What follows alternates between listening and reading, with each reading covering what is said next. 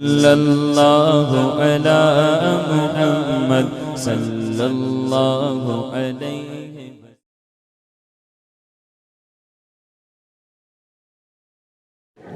بسم اللہ الرحمن الرحیم نحمده ونصلی ونصلی علی رسولہ الکریم اما بعد فاعوذ باللہ من الشیطان الرجیم بسم اللہ الرحمن الرحیم۔ فیضان فرض علوم سبق نمبر 14 موضوع ہے علم غیب۔ یہاں سے پہلے جتنے بھی دروس ہمارے ہوئے ہیں 12 یا 13 غالباً ہوئے ہیں، آج 14 ہیں، تو وہ تھے عقائد پر، اور یہاں سے ہمارا کچھ عقائد پر مختصر دلائل، یعنی کچھ عقائد جو ہیں ان پر مختصر دلائل ذکر کیے جاتے ہیں، تو ان پر توجہ دینی ہے۔ بہرحال علم غیب آج کا موضوع ہے، اس پر کچھ دلائل ہم سنیں گے کہ اللہ تبارک و تعالیٰ نے ہمارے پیارے نبی محمد مصطفیٰ صلی اللہ تعالیٰ علیہ وسلم کو علم غیب عطا فرمایا ہے۔ جی ہاں، قرآن و حدیث سے یہ بات ثابت ہے کہ اللہ تعالیٰ نے حضور صلی اللہ تعالیٰ علیہ وآلہ وسلم کو کثیر علم غیب عطا فرمایا ہے۔ کچھ دلائل درج ذیل ہیں۔ پسندیدہ رسولوں کو غیب، اللہ تعالیٰ فرماتا ہے عالم الغیب فلا یظہر علی غیبہ احدا الا من ارتضی من رسول۔ غیب کا جاننے والا تو اپنے غیب پر کسی کو مسلط نہیں کرتا سوائے اپنے پسندیدہ رسولوں کے۔ پتہ چلا کہ اللہ تعالیٰ اپنے پسندیدہ رسولوں کو غیبوں پر مطلع فرماتا ہے، اور کوئی مسلمان اس بات پہ شک نہیں کر سکتا کہ ہمارے پیارے آقا صلی اللہ تعالیٰ علیہ وآلہ وسلم کے پیارے، اللہ کے پیارے رسول و حبیب ہیں۔ اسی طرح دوسری دلیل ہے سب کچھ سکھا دیا۔ اللہ تعالیٰ فرماتا ہے وَعَلَّمَكَ مَا لَمْ تَكُنْ تَعْلَمُ وَكَانَ فَضْلُ اللَّهِ عَلَيْكَ عَظِيمًا، اور تمہیں سکھا دیا جو کچھ تم نہ جانتے تھے، اور اللہ کا تم پر بڑا فضل ہے۔ اس آیت کریمہ کے تحت تفسیر جلالین میں ہے ای من الاحکام والغیب، یعنی احکام اور غیب کی جو باتیں آپ نہ جانتے تھے ساری کی ساری وہ سکھا دیں۔ اسی آیت کے تحت تفسیر حسینی میں ہے، اس کا ترجمہ یہ ہے کہ یہ ما کان و ما یکون کا علم ہے کہ حق تعالیٰ نے شب معراج میں حضور صلی اللہ تعالیٰ علیہ وآلہ وسلم کو عطا فرمایا۔ چنانچہ حدیث معراج میں ہے کہ ہم عرش کے نیچے تھے، ایک قطرہ ہمارے حلق میں ڈالا گیا، پس ہم نے سارے گزشتہ اور آئندہ کے واقعات معلوم کر لیے۔ غیب بتانے میں بخیل نہیں۔ تیسری دلیل قرآن مجید فرقان حمید سے یہ ہے کہ اللہ تعالیٰ فرماتا ہے وما هو علی الغیب بدنین، اور یہ نبی جو ہے غیب بتانے میں بخیل نہیں۔ تفسیر خازن اور تفسیر بغوی میں اس آیت کریمہ کے تحت لکھا ہے انہ یأتیہ علم الغیب فلا یبخل بہ علیہم بل یعلمکم ویخبرکم بہ۔ نبی کریم علیہ السلام کے پاس علم غیب آتا ہے، بس وہ اس میں بخل نہیں کرتے بلکہ تمہیں سکھاتے ہیں اور اس کی خبر دیتے ہیں۔ ابتدائی خلق سے دخول جنت و نار تک، صحیح بخاری میں یہ تو تھے قرآن پاک کی صورت میں دلائل۔ یہ احادیث طیبہ کی طرف آئیے۔ صحیح بخاری شریف میں حضرت امیر المومنین عمر فاروق اعظم رضی اللہ تعالیٰ عنہ حدیث کے راوی ہیں قربان جمن پر، قام فینا النبی صلی اللہ علیہ وسلم مقاما فاخبرنا عن بدء الخلق حتى دخل اہل الجنت منازلهم واہل النار منازلهم حافظ ذلك من حافظ ونسی من نسی۔ ایک بار سید دو عالم صلی اللہ علیہ وسلم نے ہم میں کھڑے ہو کر ابتدائے آفرینش سے لے کر جنتیوں کے جنت اور دوزخیوں کے دوزخ میں جانے تک کا حال ہم سے بیان فرما دیا۔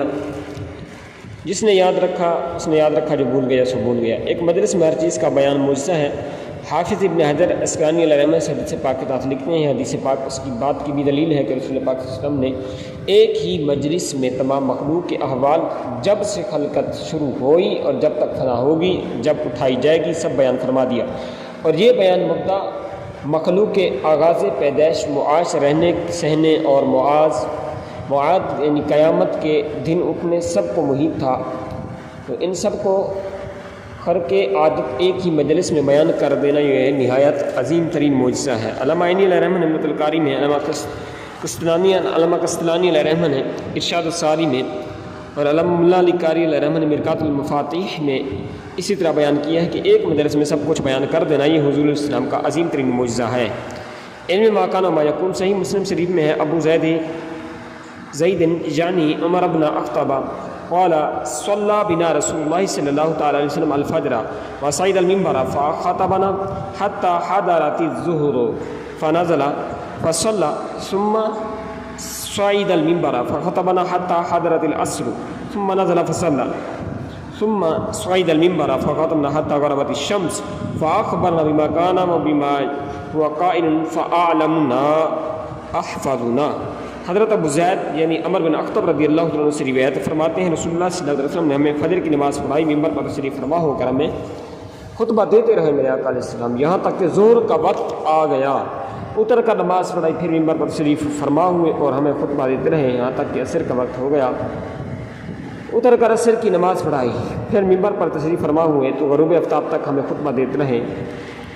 اس خطبہ بیان میں ہمیں علم ما کان و ما یکون یعنی جو ہو چکا جو ہونا ہے کی خبر دے دی۔ ہم میں سے زیادہ علم والا وہ ہے جس نے اس خطبے کو سب سے زیادہ یاد رکھا، کوئی پرندہ پر ماننے والا نہیں۔ امام احمد علیہ رحمہ نے مسند اور طبرانی نے موجم میں بسند صحیح حضرت ابوذر غفاری رضی اللہ عنہ سے روایت کیا، فرماتے ہیں لقد ترکنا رسول اللہ صلی اللہ علیہ وسلم وما يتقلب فی السماء طائر الا ذکرنا منه علما۔ نبی پاک علیہ السلام نے ہمیں اس حال پر چھوڑا کہ ہوا میں کوئی پرندہ پر مارنے والا ایسا نہیں جس کا علم حضور علیہ السلام نے ہمارے سامنے بیان نہ فرما دیا۔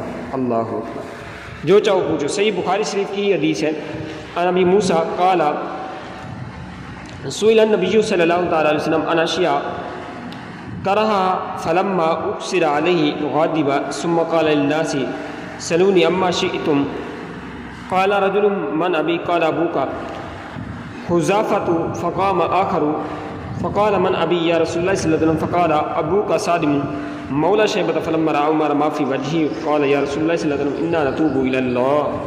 حضرت ابو موسیٰ اشعری رضی اللہ عنہ سے روایت فرماتے ہیں نبی کریم علیہ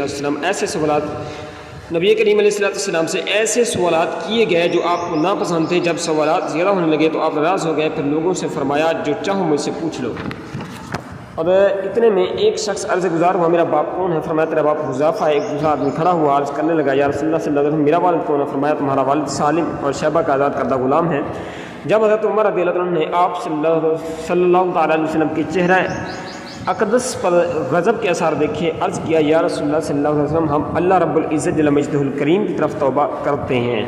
ہر چیز کا علم، جامع ترمذی شریف کی حدیث ہے اور اسی طرح دیگر کتب کثیرہ میں باسانید عتیدہ یعنی چند جو ہے کافی یعنی کہ کئی سندوں کے ساتھ اور طرق متنوعہ یعنی مختلف انواع کے طرق سے 10 صحابہ اکرام رضوان سے یہ حدیث 10 صحابہ اکرام سے ہے۔ رسول اللہ صلی اللہ علیہ وسلم نے ارشاد فرمایا فرأیتہ وضع کفہ بین کتفی حتی وجدت برد ناملہ بین صدی فتجلی لی کل شیء وعرفت۔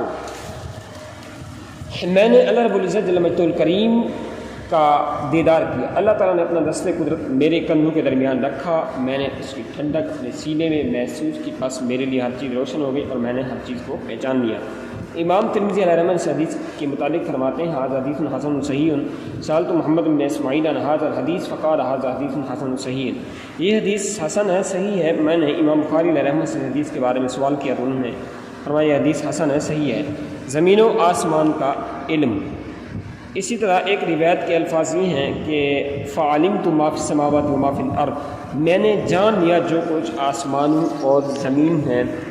یہ جو تھا علم غیب پر کچھ دلائل آج ہم نے سنے ہیں، تو اللہ پاک ہم سب کو پیارے نبی علیہ السلام کے تمام اوصاف اور کمالات کو ویسا ماننے کی توفیق عطا فرمائے جیسا قرآن و حدیث نے بیان فرمایا، اور جس طرح اللہ رب العزت کے پیارے نبی علیہ السلام نے تعلیم فرمائے اور جس طرح علماء حق نے بیان کیے۔ اللہ رب العزت ہمیں پیارے مصطفیٰ صلی اللہ تعالی وسلم کی محبت کاملہ نصیب فرمائے۔ آمین وآخر دعوانا الحمدللہ رب العالمین۔